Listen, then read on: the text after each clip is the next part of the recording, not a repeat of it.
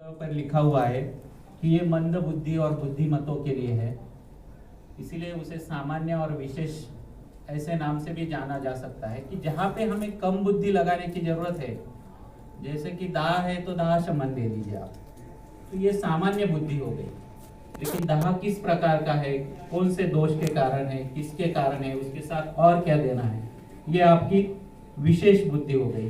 तो जो क्षुद्र व्याधि है, जिनमें कुछ ज्यादा सोचने की जरूरत नहीं, तो वहां हम मंद बुद्धि का, अपने ही मंद बुद्धि का, ना कि वो कम बुद्धि वालों के लिए महाकषाय बताया है और बुद्धिमान लोगों को उसके बारे में सोचना है, ऐसा नहीं है। कि जहाँ पे कम सोचना है वहां हम ये इस्तेमाल कर सकते हैं, और जहाँ महारोग है जैसे कैंसर है, HIV है, बड़े बड़े जितने भी व्याधि है, उनके बारे में भी सोच के हम महाकषाय वहां यूज कर सकते हैं। नेक्स्ट, महाकषाय की एक खासियत ये है कि वो आप हर तरीके से उसको यूज कर सकते हैं, बाह्य अभ्यंतर, उसका कषाय, चूर्ण, स्वरस, तेल, घृत, वो सिद्ध करके आप हर जगह पे उसका इस्तेमाल कर सकते हैं। नेक्स्ट, ये थोड़ा सा एक जैसे सामान्य और विशेष है, वैसे ही एक कबीर होता है और एक बुद्ध होता है, एक भक्ति से चलने वाला और एक ज्ञान से चलने वाला कबीर बुद्ध होता है।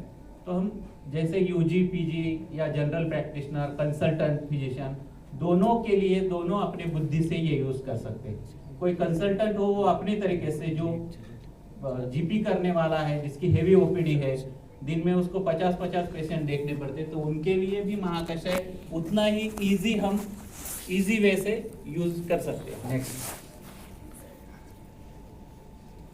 जैसे सुश्रुत ने 60 उपक्रम बताए, वैसे चरक ने 50 महाकषाय बताए हैं। दोनों में देखने वाली एक बात है कि हम चिकित्सा जब करते हैं तो उपक्रम ही वहां करते हैं, और हमारा पूरा शास्त्र बेसिक प्रिंसिपल या एक उपक्रम पे बंधा हुआ रहता है। जैसे अगर हम देखा जाए तो रक्तातिसार, रक्तार्श और रक्त प्रदन, तीनों की सेम ट्रीटमेंट है। वैसे अतिसार, ग्रहणी, प्रिंसिपल दोनों का एक ही है। और तीसरी मजे की बात यह है कि अभी हमने लास्ट मंथ में पढ़ते पढ़ते जाना कि अतिसार में जो कल्प बताया है वही वहां गर्भधारणा में भी बताया है, वंध्यत्व में, योनि व्यापन में। कुशानुक चूर्ण, जिसका एक फलश्रुति में अतिसार भी है, तो जहां धारण कर्म करना है वहां पे जो दवाई यूज की है वो सेम है। वहां पे ये नहीं है कि फिर ये अतिसार में चलने वाली है तो फिर गर्भधारणा में नहीं चलेगी। कुटज क्वात, जो उन्होंने पुत्रघ्न योनि में, उसका उत्तर बस्ती देने के लिए बोला है। तो ये पूरा की पूरा हमारा जो शास्त्र है ये बेसिक प्रिंसिपल पे चलता है। तो अगर हमें वो प्रिंसिपल हमें समझ में आए तो डिसीज कौन सा भी हो, उसकी दोष दुष्ट संवृचना जान के हम उसे हर जगह पे इस्तेमाल कर सकते हैं। नेक्स्ट, नित्यम सन्निहिता, ये जो उपक्रम, 60 उपक्रम या तो महाकषाय है, इनमें जो भी चीजें उन्होंने लिखी हुई है वो नित्य हम करते हैं, हमारे आहार से हमारे शरीर में घटती रहती है। लेकिन जब व्याधि होता है और उस चीज की जरूरत पड़ती है तो हमें महाकषाय जैसी दवाइयों का अंदर इस्तेमाल करना पड़ता है। जैसे हम खाने से वही कर्म होता है, जीवन होता है, लेखन होता है, भेदन होता है, संधान होता है, ये कर्म नित्य रहते हैं दिनचर्या, ऋतुचर्या में। लेकिन जब उनकी जरूरत कम हो जाती है या कुछ उसमें दोष हो जाते हैं तो फिर उनको व्याधि होके हमें वो दवाई के तरह से यूज करना पड़ता है। नेक्स्ट, ये इसमें वही दिया है कि तंत्र यंत्र धरा, कि पूरा शरीर एक यंत्र है और उसी तरह से वो काम भी उसी तरह से करता है। नेक्स्ट,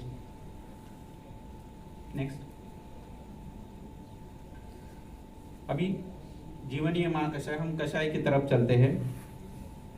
जीवनीय महाकषाय ये एक ऐसे है कि जो रक्त का जीवन कर्म हम करते हैं उसके लिए इस्तेमाल करने की ये सबसे बड़े रेमेडीज है। हम देखेंगे 9 महीने के जो पूरे कषाय बताए, रक्त स्राव हर योग, उनमें सारे के सारे इसमें मधुर औषधियाँ बताई हुई, जो कि हमें सारे के सारे इस अभी अवेलेबल नहीं होती, तो उनके लिए ये एक अच्छा ऑप्शन हमें मिल सकता है कि पूरे 9 महीने में इसका सिद्ध कषाय, सिद्ध क्षीर हम दे सकते हैं, जो प्रीणन और जीवन दोनों काम कर सकता है। नेक्स्ट, यही जीवन कर्म कैसे होता है?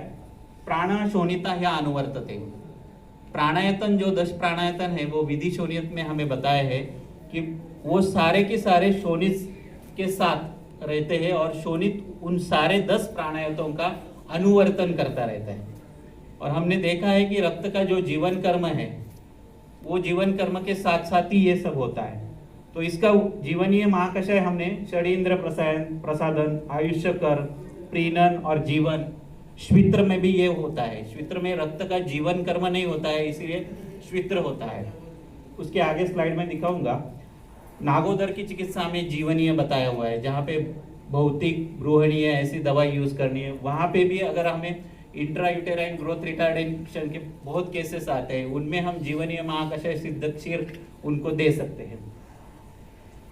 Post hospitalization specially respiratory disease, हमने सुश्रुत में पढ़ा है रक्तफेन कुपोषण। तो यहाँ पे रक्त का जो काम है वो कम हुआ होता है, सबसे ज्यादा काम फुफ्फुस में या लंग्स में चलता है। तो पोस्ट हॉस्पिटलाइजेशन उनको रिहेबिलिटेट करने के लिए हम जीवनीय महाकषाय यूज कर सकते हैं। नेक्स्ट है degenerative disease, avascular necrosis, COPD, इनमें भी जीवन कर्म की हानि होती है। अवेस्कुलर के केसेस में हमने यूज किया जीवनीय महाकषाय शुक्र के साथ, शुक्र बल, क्योंकि आगे मैंने एक स्लाइड उसके लिए स्पेशल रखी है कि कोई भी नई चीज हमें शरीर में बनानी हो तो ये 2 धातुओं की जरूरत पड़ती है, एक शुक्र धातु और दूसरा है रक्त धातु। शुक्र उत्पत्ति तो करता है लेकिन उसमें जीवन डालने का काम जो है वो रक्त धातु करता है। नेक्स्ट, ये श्वित्र की केस है, फर्स्ट, सेकंड और अभी लेटेस्ट अभी ये चल रहा है उसका। तो इसमें जीवनीय महाकषाय का हमने इस्तेमाल किया था। नेक्स्ट, ये मैंने अभी आपको बताया, किसी भी चीज को नया बनाना है तो 2 धातुओं की जरूरत पड़ती है, रक्त और उस शुक्र। और ये चीज हमने ऐसी के ऐसी चरक में पाई।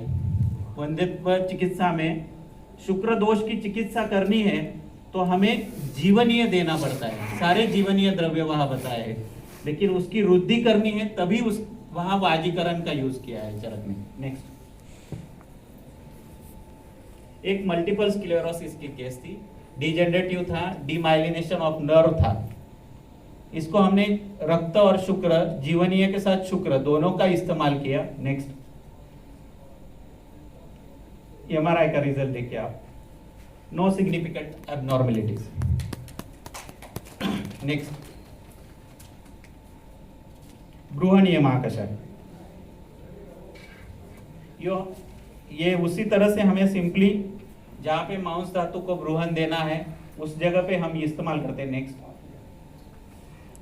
ये उसके इंडिकेशन जो चरक ने बताए हुए। नेक्स्ट,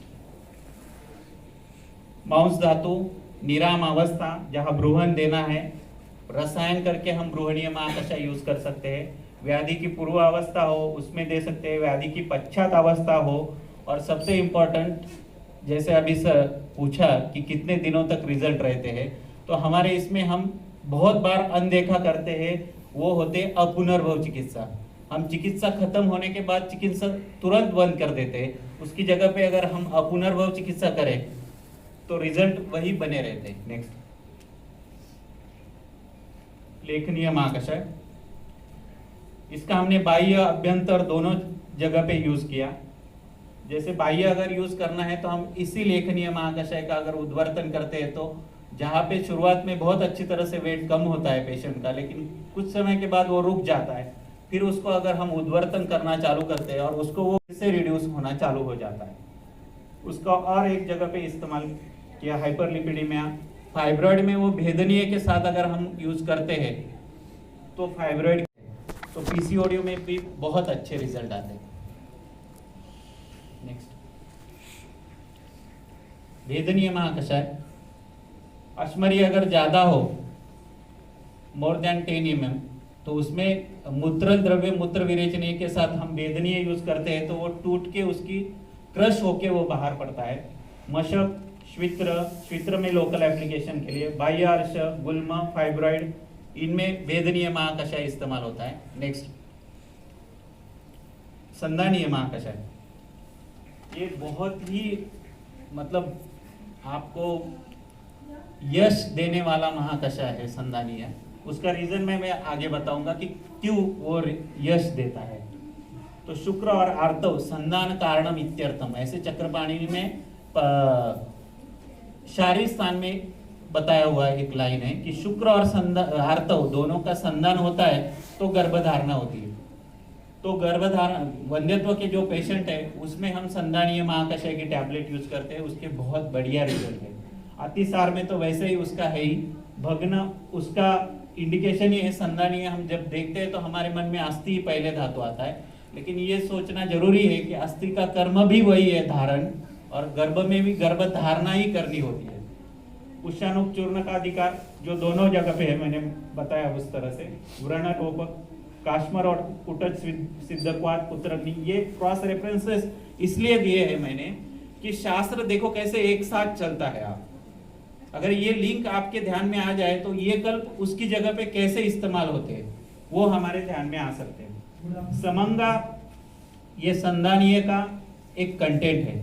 मंजिष्ठा के लिए भी समंगा यूज करते हैं और वैसे भी लज्जालु के लिए भी है। तो मुझे लगता है लज्जालु बहुत अच्छी तरह से काम करते हैं, क्योंकि आकुंचन प्रसर जो हमने सबसे ज्यादा केसेस डिजेनरेटिव जॉइंट डिसीज में संधानीय को यूज किया, तो सबसे अच्छे रिजल्ट, जिनको जॉइंट रिप्लेसमेंट बोला था वो भी पेशेंट रिवर्स हो गए। संधिवात में भी यूज किया है। नेक्स्ट, यश और कीर्ति मैंने बताया कि संभार संग्रह में चरक ने सबसे पहली दवाई संग्रहणीय बताई है। अगर आपको नए क्लिनिक में लोगों से जुड़ना है, पेशेंट से जुड़ना है, तो मुझे लगता है कि सबसे पहले आपके सत्व का भी संधान होना चाहिए और सबसे पहले दवाई आपकी संधानीय क्लिनिक में रखनी चाहिए। नेक्स्ट, इतने लिगामेंट टीयर के पेशेंट थे, ये आज भी विदाउट ट्रीटमेंट है। ये एमपाम टीचर जो अभी खुद फार्मेसी सिखा रहे हैं, और उन्होंने मुझे खुद ने बताया कि सर जब से मैंने मेरे पैरों के लिए आपसे ट्रीटमेंट ली, मुझे मैं क्या सिखा रहा हूँ और किस लिए सिखा रहा हूँ यही समझ में नहीं आ रहा है। क्योंकि वो इतने परेशान थे, 1.5-2 साल से उन्होंने ट्रीटमेंट किया और लास्ट उनको बताया था कि अभी आपको सर्जरी करनी पड़ेगी और टीयर उसी से ही आपका कुछ हो सकता है। 6 महीने की ट्रीटमेंट ली है हमने विदाउट एनी पंचकर्म। सारों को संधानीय महाकषाय दिया था और उसके साथ बाकी भी दवाई थी, लेकिन सबसे अच्छे रिजल्ट उसमें संधानीय क्या है। Civil engineer, doctors father, doctors aunt, doctors mom and many more. और ये एक पेशेंट आप करते, जैसे सर ने बताया कि 1996 से अभी तक पेशेंट भेज रहे, ये सारे के सारे पेशेंट ने कम से कम हर महीने में 25 पेशेंट भेजे। इतना लिगामेंट टीयर की इंजरी, और उसमें मॉडर्न में कुछ भी मेडिसिन नहीं, आप उसका ऑपरेटिव भी करेंगे तो आपको स्ट्रिक्टली 3 महीने के लिए बेड रेस्ट होती है। और आप ऐसे भी पैर लेके 3 महीने स्ट्रिक्टली बेड रेस्ट करेंगे तो वैसे भी वो हील हो जाएगा। नेक्स्ट, ये वही केस है। नेक्स्ट, गुजरात की थी, 3rd ग्रेड टीयर था ACL में, knee joint diffusion, signal weak थे। Next, swelling 3+, tenderness 4+, severe pain on walking, ये सारे उनका, और तैयार थे सर्जरी के लिए बिल्कुल। फिर उन्होंने, वो मेरे दोस्त ही है जिनकी मम्मी थी, उनको हमने ट्रीटमेंट दी। उनका लास्ट कमेंट देखिए, this Navratri mom also played garba without difficulty. Next, ये उनका वीडियो है, वो प्ले नहीं हो रहा है, वो 4-5 राउंड मार रहे हैं इसमें, इस वीडियो में। अगर आपको देखना है तो बाद में देख सकते हैं। नेक्स्ट, एक 86 या 82 इयर्स ओल्ड है, ये भी एक डॉक्टर के पिताजी थे। इनको मल्टीपल कंप्रेशन फ्रैक्चर था और सारी एलोपैथी की दवाई ले चुके थे, उठना बैठना चलना पूरा मुश्किल था। नेक्स्ट,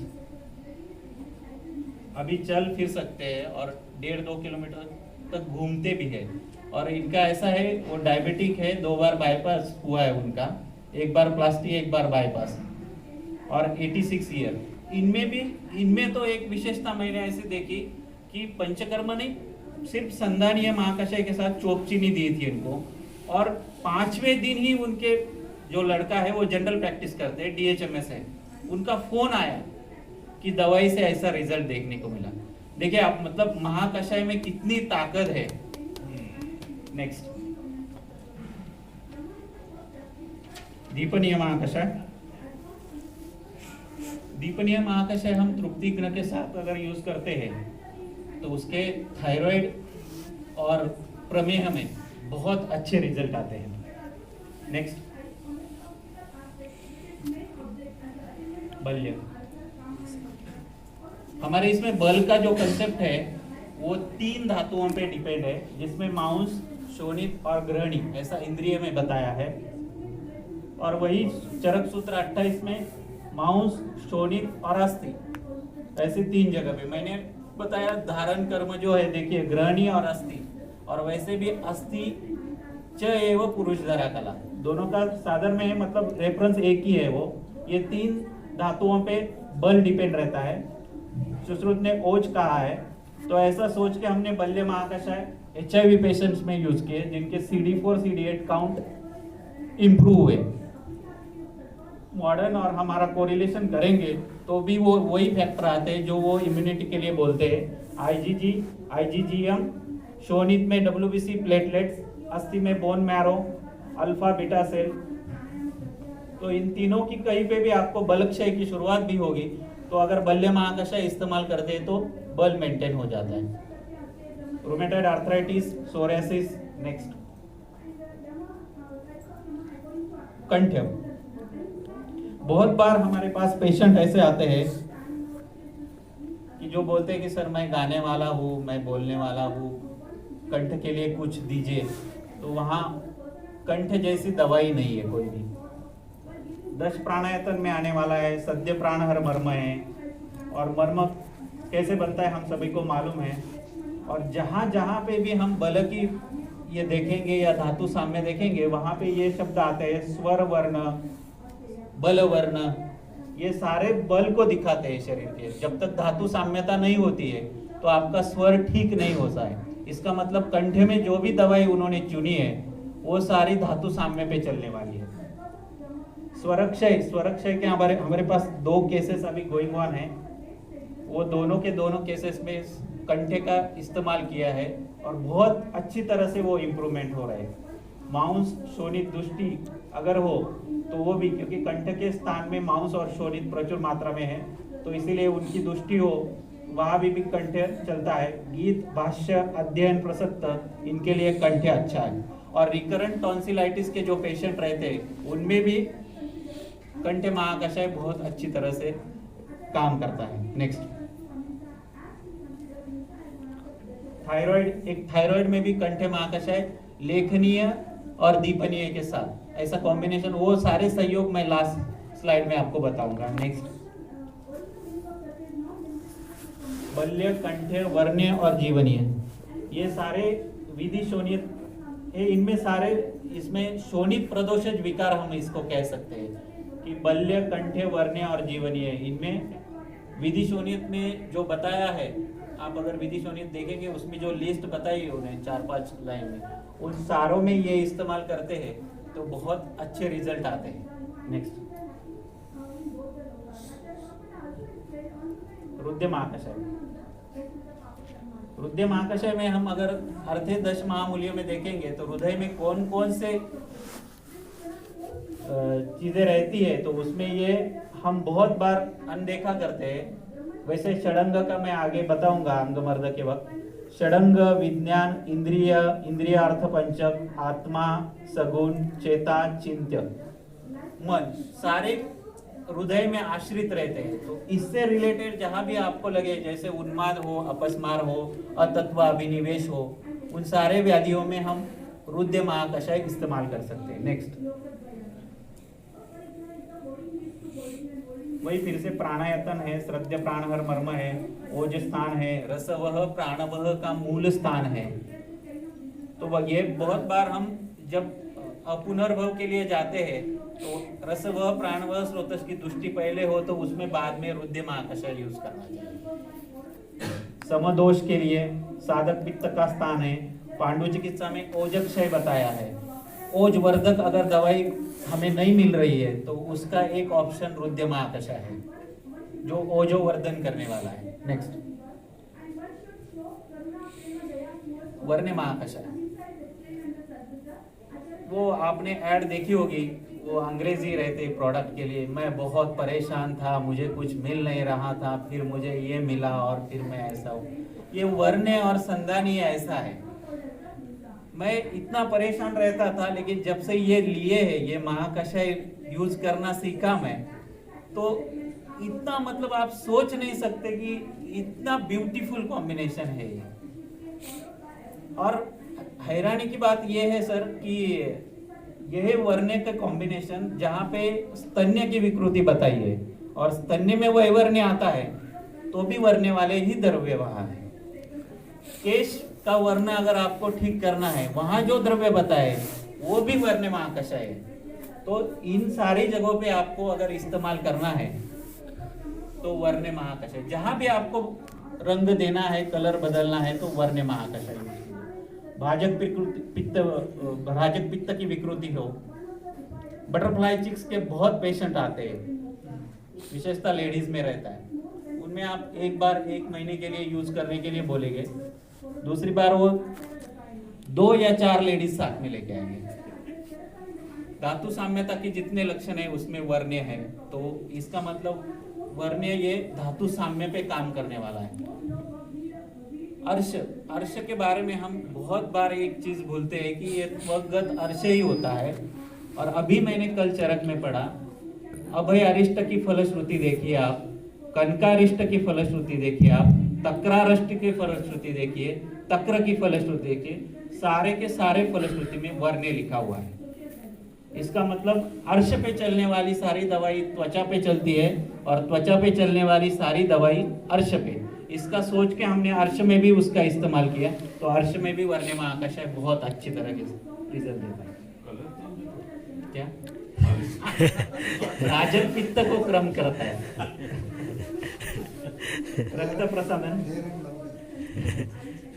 रक्त प्रसादन डिजेनरेटिव डिसीज में जैसे जीवनीय बताया, उसकी जगह पे हम वर्ण महाकषाय यूज करते हैं। हर्पेस जोस्टर के बहुत पेशेंट आते हैं, उनमें वर्ण महाकषाय इंटरनली और लोकली लेप लगाने के लिए देते हैं, तो 1 वीक में हर्पेस जोस्टर बहुत अच्छी तरीके से कम हो जाता है। वैकृतापम, वुंड जाने के बाद वो जो स्कार रहता है उसको हील करने के लिए भी वर्ण महाकषाय काम करता है। नेक्स्ट,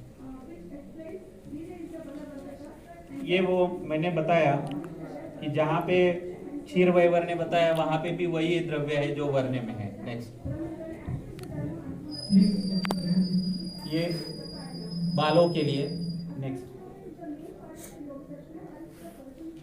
तृप्तिग्न महाकषाय। तृप्तिग्न महाकषाय यहाँ पे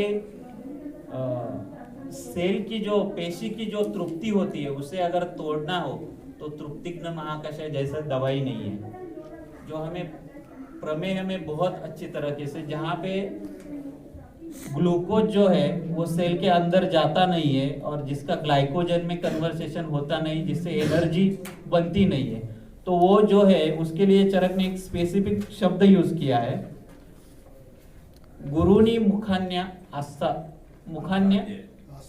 असाध्य। तो वो जो गुरुनी मुखान्य है उसको तोड़ने के लिए तृप्तिग्न महाकषाय बहुत अच्छी तरीके से काम करता है। बाकी ग्रहणी, गौरव, आलस्य, दीपन, पाचन और सारकिट्ट विभजन इनमें, लेकिन स्पेसिफिकली हमने प्रमेय में उसका यूज किया। नेक्स्ट, दीपनीय, तृप्तिग्न, ओजवर्धक ऐसी दवाई का कॉम्बिनेशन करके हमने प्रमेय में इस्तेमाल किया। नेक्स्ट, एक पेशेंट था जिसको इंसुलिन चालू था, उसमें हमने ये कॉम्बिनेशन यूज किया। नेक्स्ट, 7 7 7 8 9 9 9 8 8 और रात को देखिए 20 20 20 16 14। नेक्स्ट, 8 8 8 9 9 9 9 9 14 14 12 है लास्ट पे शायद। नेक्स्ट, 9 9 6 5 4 3 3 7 6 5 3 कम होता जा रहा है। नेक्स्ट, 2 2 2 2 2 2 3 3 2 2 2 रात में 10 10 10, ये कॉम्बिनेशन दीपनीय तृप्तिग्न मिला के। नेक्स्ट, अर्शोग्न, किलवत वेदना, बुधभ्रंश, वेरिकोज वेन, मशक, इन सब में। लेकिन जो क्रॉनिक केसेस रहते हैं जिनमें ऑपरेटिव के बाद भी फिर दिक्कत होती है, गुदभ्रंश होता है, ऐसे केसेस में अशोकन बहुत अच्छी तरीके से काम करता है। Next,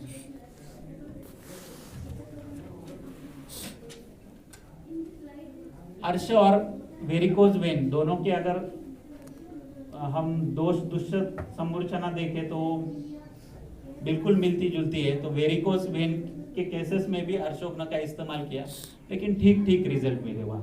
next, कुष्ठग्न। कुष्ठ की अगर हम निरुक्ति देखेंगे तो शरीर में जहां भी कोथ निर्माण होता है वहां कुष्ठ होता है। तो हमने उसको ऐसा सोच के नेक्रोसिस जहां जहां होता है, जैसे डायबिटिक फुट हो, उसमें जो नेक्रोसिस होता है उस जगह पे हमने कुष्ठग्न यूज किया, जहाँ पे स्पर्श हानि भी होती है।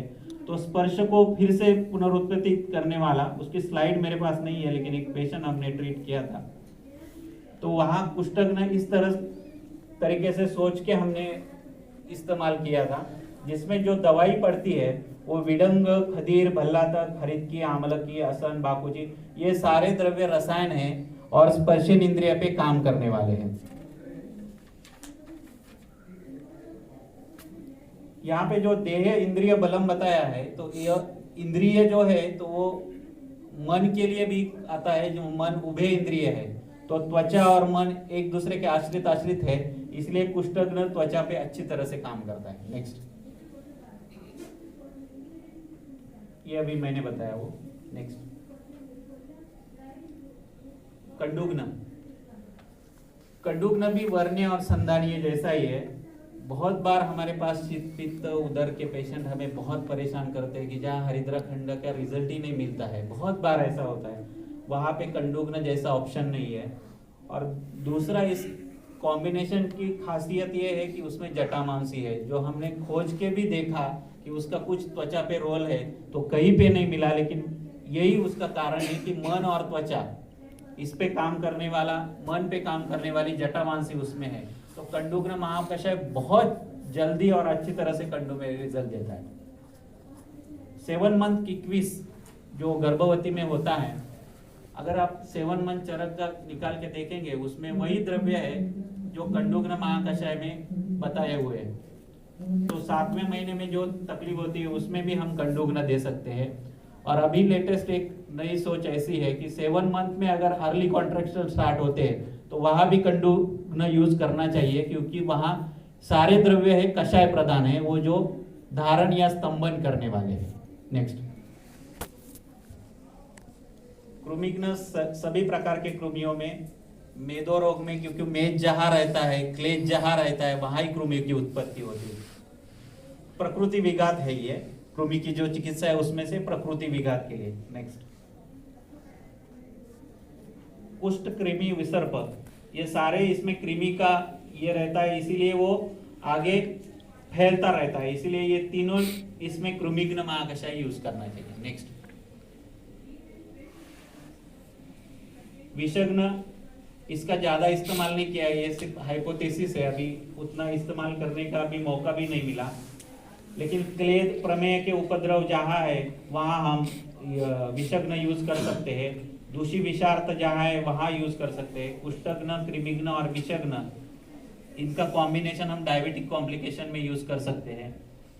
किसी भी ट्रीटमेंट के एडवर्स इफेक्ट है उसको कम करने के लिए हम विषग्न महाकषाय यूज कर सकते हैं, या कोई भी लॉन्ग टर्म थेरेपी हमने ली है, ट्रीटमेंट ली है, तो उसके इफेक्ट कम करने के लिए पोस्ट केमोथेरेपी, पोस्ट रेडिएशन हम इसका इस्तेमाल कर सकते हैं। नेक्स्ट, स्तन्य जनन। नेक्स्ट, ये स्तन्य जनन डायरेक्टली है हम, लेकिन हमने थोड़ा सा इसके बारे में अलग एक हाइपोथेसिस लिया है, अभी काम चालू नहीं किया है। उसके पीछे की सोच ये थी, अगर मेटफॉर्मिन डायबिटिक की दवाई है और वो पीसीओडी में काम कर सकती है। नेक्स्ट, मिनोक्सिडिल करके एक हाइपरटेंशन के लिए पहले दवाई सोची थी, उसका एक एडवर्स इफेक्ट ये था कि वो बालों को भी उगाती है, फिर वो उधर से बंद होके मिनटॉप करके दवाई शुरू की जो बालों के लिए अभी यूज कर सकते हैं, अगर ऐसा हो सकता है। नेक्स्ट, तो फिर स्तन्य जनन महाकषाय कोलेटरल डेवलप करने में क्यों नहीं इस्तेमाल हो सकता? ये सोच के हमने अभी उसके ऊपर काम चालू किया है, देखते क्या रिजल्ट मिलता है। नेक्स्ट। फिर सर ने बताया कि हो सकता है ऐसा क्योंकि दोनों ही ऐसे हैं, हृदय और स्तन्य। स्तन्य जो है वो एंड प्रोडक्ट उसका है, वो डायरेक्ट यूज करता है बच्चा, और हृदय भी ऐसा ही है जो खुद संकोच और विकास से खुद की रसवाहिनियां डेवलप करता है। तो स्तन्य जनन औषधियां आईएसडी में काम कर सकती है। अभी जब भी रिजल्ट आएंगे तो हम आपसे शेयर करेंगे जरूर। नेक्स्ट। स्तन्य शोधन महाकषाय वैसे ही स्तन्य शोधन में ही यूज किया। नेक्स्ट। शुक्र जनन और शुक्र शोधन। शुक्र की जब बात आती है तो प्रोडक्ट के बारे में ही बात करनी चाहिए, बाकी तो बात ठीक है। नेक्स्ट। ये एक केस थी जिसमें कुछ दिन पहले थोड़े से स्पर्म 1 या 2 दिखे थे, उसके बाद के रिपोर्ट में वो बिल्कुल एब्सेंट थे। नेक्स्ट। फिर उनको शुक्र जनन शुक्र शोधन दोनों महाकषाय यूज किए तो फिर वो 1 मिलियन हो गए उसके बाद। नेक्स्ट।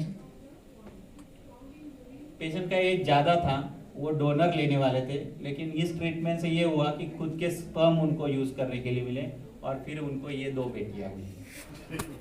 नेक्स्ट। स्नेहोपग।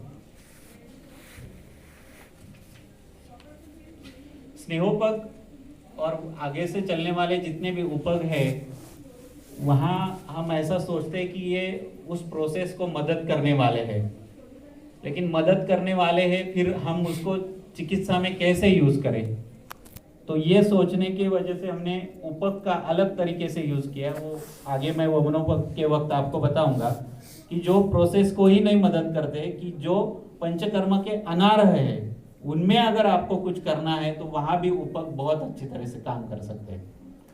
तो स्नेहोपक हमने जॉइंट रिप्लेसमेंट जिनको बोला था, जहां डिजेनरेटिव जॉइंट डिसऑर्डर थे, उनमें हमने स्नेहोपक महाकषाय यूज किया, जिसमें हमने ये कॉम्बिनेशन तो यूज किया, लेकिन मृद्विका लेके हमने उसका सूप बना के पेशेंट को दिया, जो हम प्रेगनेंसी में भी देते हैं। तो उसके साथ अगर हम संधानीय महाकषाय देते हैं तो उसके और ज़्यादा अच्छे रिजल्ट आते हैं।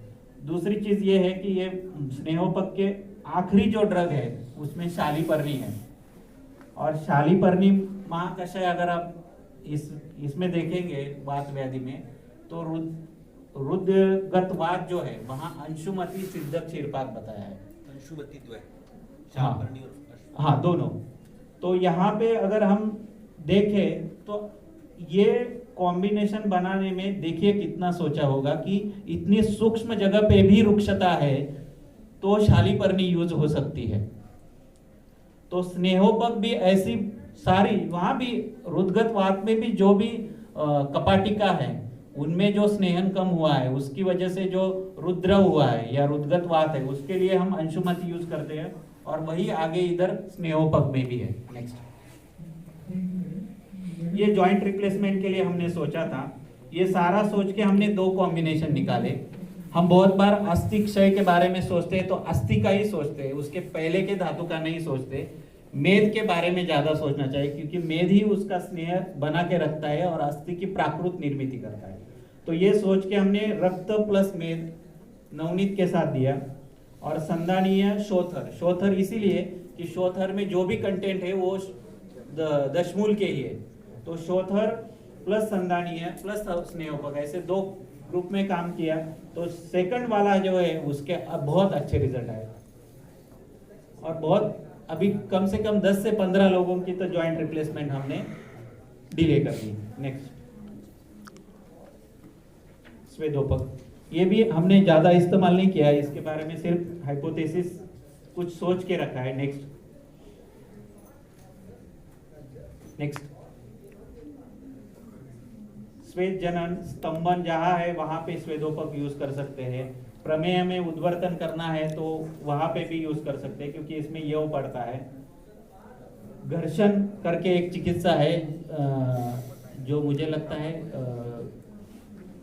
मदाते में बताइए, मद तो वहां पे घर्षण करने के लिए बोला है, जिससे प्राण, अग्नि और वर्ण ये तीनों चीजें बढ़ती है। वहां पे उन्होंने कपड़े का घर्षण करने के लिए बोला है कि धातु अग्नि मानते हो, तो वहां पे भी हम अगर घर्षण कपड़े से करते हैं तो वो लोकली बहुत अच्छी तरह से काम करता है। श्वेत जनन और पुनर्नवा के बारे में वो क्रिएटिनिन कम करता है कि ये हाइपोथेसिस है, इसमें पुनर्नवा पड़ता है और श्वेत और क्रिएटिनिन का बहुत ज्यादा रिलेशन भी है, लेकिन हमने अभी तक इसके बारे में इस्तेमाल नहीं किया। नेक्स्ट, ये मैंने बताया वमनोपग, विरेचनोपग, जहां जहां पे वो सहायता करता है क्रिया को, लेकिन सिर्फ सहायता मतलब वो वहां ही पंचकर्म के वक्त यूज करना पड़ेगा, लेकिन हमने थोड़ा अलग तरीके से सोचा। नेक्स्ट, दोष अगर प्रभुत है तो पंचकर्म कर सकते हैं, लेकिन जो अनारह है उनमें भी अगर हमें करना है तो हम इन गणों का इस्तेमाल कर सकते हैं, जिनमें वो नित्य थोड़ा थोड़ा अल्प अल्प दोषों का हरण करेंगे, या जो भागा दौड़ी में पंचकर्म नहीं कर सकता उनमें हम ये गण यूज करके धीरे धीरे शोधन कर सकते हैं। नेक्स्ट, उसमें और एक चीज हमने जोड़ी, कफ है तो उसके साथ रसपाचक प्लस वमनोपग, पित्त है तो रक्तपाचक प्लस विरेचनोपग, वात है तो अस्थि मज्जापाचक अस्थापनोपग अनुवासनोपग, नस्य है तो रक्तपाचक और शिरोविरेचन। ये अगर कर्म हमें करना है और पेशेंट उसके लिए अनारह है या समय के कारण उसको कर नहीं सकते। निग्रह, निग्रह स्थान की जो व्याख्या की है चरक ने, तो वो निग्रह स्थान मतलब उनके स्थान में ही दोषों का पराजय कर देना या सप्रेशन कर देना, ऐसे ये 3 महाकषाय उन्होंने बताए। नेक्स्ट, छर्दी निग्रहण, जो सभी प्रकार के छर्दी, गर्भिणी छर्दी, अश्मरी और कामला में होने वाली छर्दी, इनमें छर्दी निग्रहण अच्छी तरह से काम करता है। नेक्स्ट, तृष्णा, प्रमेय में भस्मक, स्थौल्य, जो पेशेंट डायलिसिस में है उसमें इनका सिद्ध जल दे सकते हैं क्योंकि उनको वाटर रिस्ट्रिक्शन बोला होता है। नेक्स्ट, पुरुष संग्रहणीय और पुरुष विरजनीय, इसके बारे में हमने थोड़ा अलग तरीके से सोचा कि ये अगर इस तरह से बताए हुए हैं तो पुरुष संग्रहणीय ये अलग प्रोसीजर हो गई, जो पुरुष फॉर्मेशन की ये प्रोसेस है। तो संग्रहणीय ऐसी है कि जो फॉर्मेशन के वक्त जितने भी दोष कलेक्ट करना होता है, तो सार किट्ट विभाजन के वक्त जो चीजें जरूरी है उसका रीएब्सॉर्प्शन होके बाकी चीजें नीचे हो जाए तो पुरुष फॉर्मेशन प्राकृत होगा। ये चीज अगर नहीं होती है तो आज के जमाने में जो सारी विटामिन डिफिशियंसी आ रही है, तो उसके लिए ये बहुत अच्छी तरह मेडिसिन काम कर सकती है कि जो जिन चीजों का एब्सॉर्प्शन होना चाहिए वही अगर बाहर जा रही है तो पुरुष संग्रहणीय और पुरुष विरेचनीय वहां पे अच्छा ऑप्शन हो सकता है। नेक्स्ट, बाकी तो यहाँ तो काम करती है क्योंकि सारे द्रव्य इन पे ही चलने वाले हैं, अग्निमांद्य, अतिसार, ग्रहणी, अर्श, उदर, राजक्ष्मा, गुल्म। Next, synthesis of vitamins, intestinal flora synthesis, vitamin B6, B12, K and E, is it answer for today's vitamin deficiency? ये हमें करके देखना चाहिए, ये भी एक हाइपोथेसिस है। नेक्स्ट, इतनी सारी सर ने जैसे बताया कि हमारे शास्त्र में मूत्र उत्पत्ति जो बताई है तो उसका इतना वास्ट और डिटेल वर्णन है कि उन सारे चीजों के बारे में हमें सोचना चाहिए। इसका मैं एक थोड़ा सा उदाहरण अलग तरीके से दे दूंगा कि आपको समझ में आएगा कि संग्रहण एक्चुअली होता कैसे होगा। हमारे यहाँ एक सीनियर वैद्य है, वो किसी कारणवश मूत्र संग्रहणीय दवाई दे रहे थे और वो लेते लेते 3 महीने के बाद पेशेंट को ऐसे समझ में आया कि उसकी टोबैको खाने की जो आदत थी वो छूट गई, उसके कारण उनकी इच्छा ही नहीं हो रही थी। तो जब मैं पढ़ रहा था तो मुझे दिमाग में ये था, तो इसके बारे में क्या लॉजिक हो सकता है उसके पीछे, तो उससे ये ध्यान में आ गया कि क्लेट, जो हम बोलते हैं कि निकोटीन की एक लेवल तैयार होती है ब्लड में, और वो लेवल जब कम ज्यादा होती है तो उसको खाने की इच्छा होती है, किसी भी एडिक्शन का ऐसा रहता है। तो वो क्लेट जब निकल जाता है शरीर से तो फिर उसकी पुनः जो खाने की इच्छा है वो नहीं होती है, डी एडिक्ट हो जाता है। तो इतना ज्यादा जो सार्वदेहिक क्लेद है उसको कम करने में ये दवाई इतनी काम कर सकती है। इसीलिए मूत्र संग्रहणीय, मूत्र विरेचनीय और मूत्र विरेचनीय है। और ऐसी ये तीनों का सोच के हमें, जहाँ पे क्रिएटिनिन बढ़ा है या chronic renal acute renal failure है, उनमें ये तीनों का इस्तेमाल करके देखना चाहिए। नेक्स्ट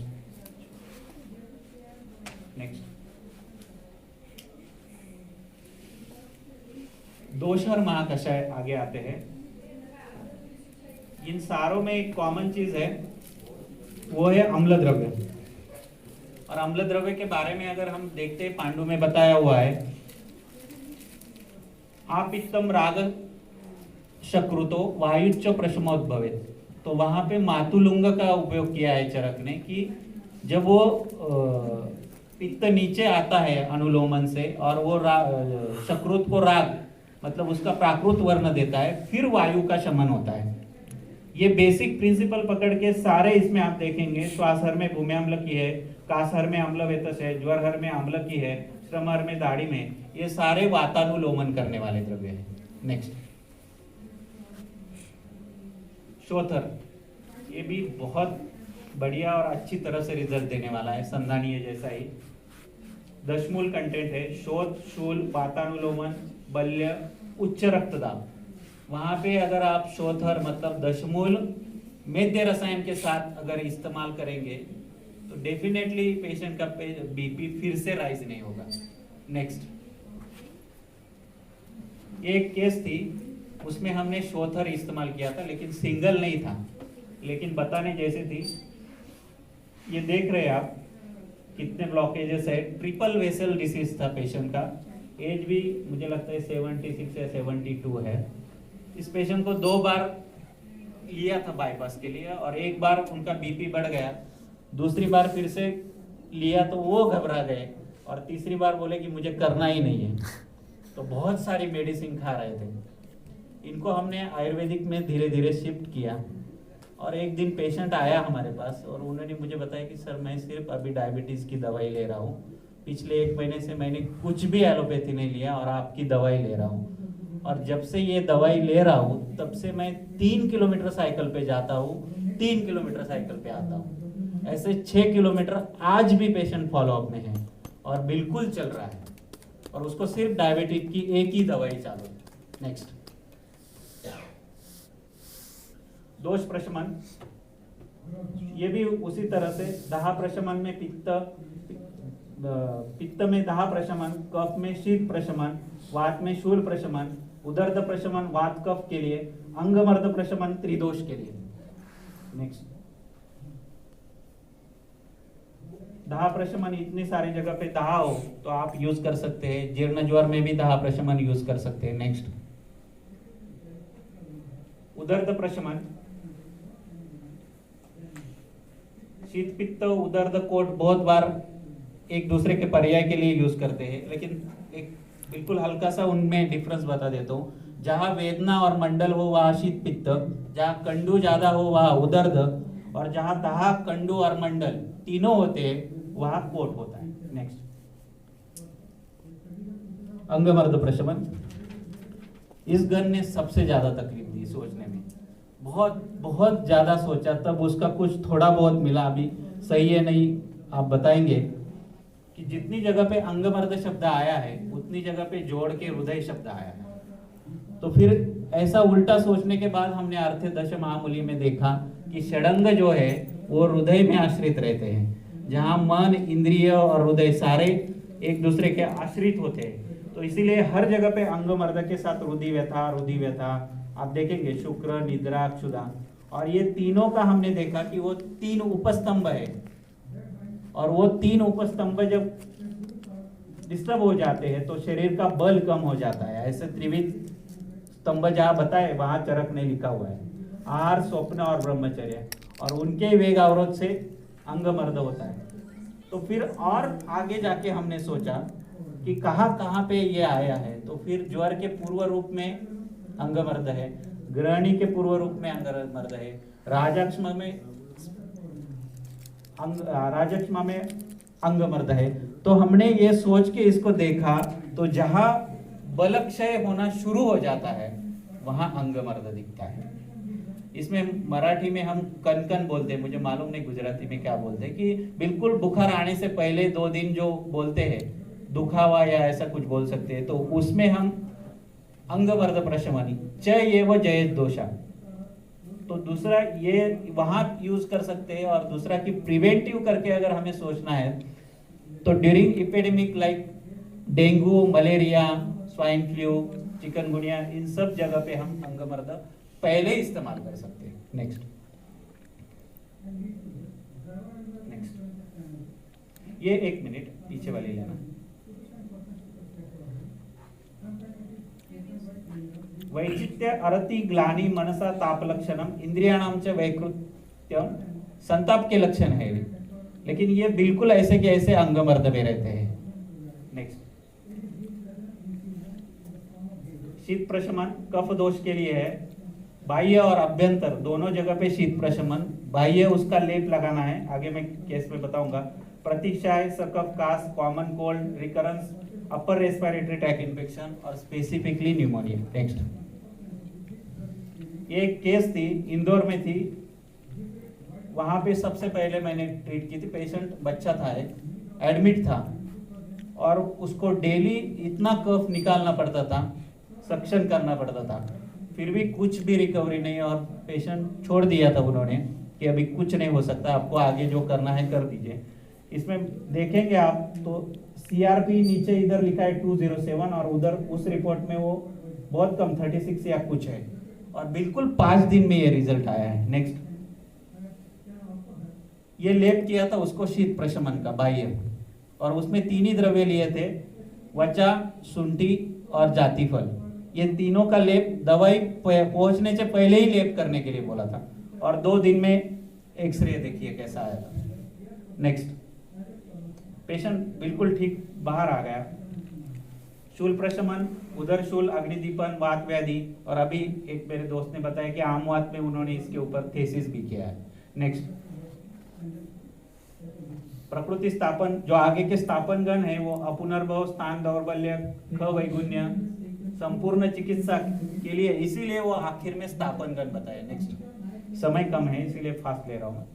शोणित स्थापन, जहां पे शोणित की दृष्टि हो चुकी है फिर उसको स्थापन करना है, तो ऐसी जगह पे शोणित स्थापन हम यूज कर सकते हैं। नेक्स्ट, वेदना स्थापन भी वैसे ही है। प्राकृत स्पर्श का ज्ञान, जहां पे वेदना चली गई है लेकिन प्राकृत वेदना होनी चाहिए, उसका जो ट्रैक है वो फिर से नॉर्मल करने के लिए, उसे नोसिसेप्शन बोलते हैं अंग्रेजी में, तो वो करने के लिए हमें वेदना स्थापन यूज करना है। नेक्स्ट, संज्ञा स्थापन, ये इस्तेमाल नहीं किया है, सिर्फ हाइपोथेसिस है। मद, मूर्छा, संन्यास, उन्माद, अपस्मार, इसमें हम यूज कर सकते हैं। नेक्स्ट, प्रजास्थापन, वंध्यत्व में प्रजास्थापन एक और जगह पे जहां हम पुंसवन करते हैं उसके बाद प्रजास्थापन देना चाहिए, फिर एबॉर्शन के चांसेस कम होते हैं, क्योंकि हम बदलाव करते हैं गर्भ में और वो बहुत जरूरी है पहले 3 महीने में देना। इंक्रीज बॉडी एक्सेप्टेंस, ट्रांसप्लांट करने के पहले मुझे ऐसा लगता है कि प्रजास्थापन देना चाहिए कि वो एक्सेप्ट हो जाता है बॉडी में। नेक्स्ट, वयस्थापन, वयस्थापनत्वाचास्यम स्रोत शुद्धिकरत्वात्, ऐसे चक्रपाणी ने एक जगह पे लिखा है, शायद बस्ती में, और हमने मॉडर्न में भी देखा है कि man is as old as his arteries. तो वयस्थापन स्रोत शुद्धिकरत्वात् है, तो वो वय का स्थापन या वय का स्थिरत्व पाने के लिए हम यूज कर सकते हैं। Before major surgeries, before skin grafting, और जिनमें मेजर इलनेस की हिस्ट्री है उसमें पहले वयस्थापन यूज करना चाहिए। नेक्स्ट, संयोग, मैंने बताया था कि लास्ट में आपको बताऊंगा कि किस विकार में कौन कौन से कॉम्बिनेशन। त्वक विकार में कंडू, वर्ण्य, कुष्ठ, अस्थि में संधानीय स्नेहोपक शोथर, वातरक्त में जीवनीय संधानीय शोथर, मेद में शोथ प्लस लेखनीय, अर्श में वर्ण्य अर्शोग्न दाह प्रशमन। नेक्स्ट, प्रमेय में दीपनीय तृप्तिग्न, व्याधि क्षमत्व में बल्य कंठ्य वर्ण्य वयस्थापन, पलित में वर्ण्य दाह प्रशमन, शीत में उदर्द कंडुग्न, अश्मरी में मूत्र विरेचनीय प्लस भेदनीय, उदर्द में उदर्द प्रशमन कंडुग्न, कोट में उदर्द प्रशमन कंडुग्न दाह प्रशमन। नेक्स्ट, विसर्प में वर्ण्य दाह, ग्रहणी अतिसार संधानीय पुरुष संग्रहणीय, श्वास में श्वासहर कंठ्य कासहर, ज्वर में ज्वरहर दाह प्रशमन, ज्वर पूर्व रूप अंगमर्द प्रशमन, सकफ काश शीत प्रशमन कासर। नेक्स्ट, वंध्यत्व में संधानीय शुक्रजनन शुक्रशोधन प्रजास्थापन, रक्तपित्त में दाह प्रशमन वर्ण्य, गुल्म में दीपनीय शूल प्रशमन, कुष्ठ में कुष्ठग्न कंडुग्न वर्ण्य। नेक्स्ट, पूरा शास्त्र हमारा जो है ये सुश्रुत की लाइन है और उसने उपक्रम में लिखी है, और सुश्रुत जैसा प्रैक्टिकल आदमी ये बोलता है। देखिए आप, एशाम आगम सिद्धत्वात्, आपको कुछ सोचना नहीं है तो मंत्रवत प्रयोग कीजिए, और तर्क लगा के करना है तो भी आपके पास इतने ऑप्शन है। नेक्स्ट,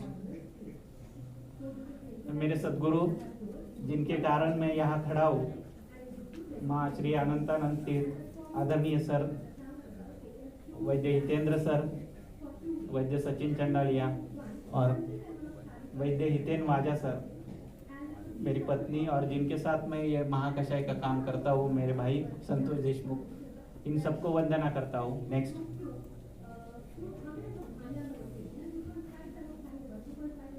मेरी चरक के लिए और क्या देखने को बाकी है, आपसे दिल लगा के देख लिया। Thank you.